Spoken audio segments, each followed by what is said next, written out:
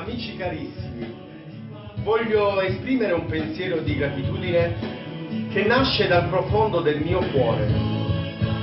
A voi tutti, amici e gruppi iscritti alla nostra associazione Amici di San Rocco, la vostra presenza e la vostra vicinanza è segno per me dell'amore di Dio. Amici cari, tanto in questi anni è stato seminato nei nostri cuori, tante parole che sono ancora da meditare e pregare perché la nostra vita perché nella nostra vita si vedano frutti migliori. Credo che siamo tutti d'accordo nel dire che c'è da fare ancora tanta strada per approfondire l'arte della misericordia, della carità e della santità, alimentata dalla preghiera.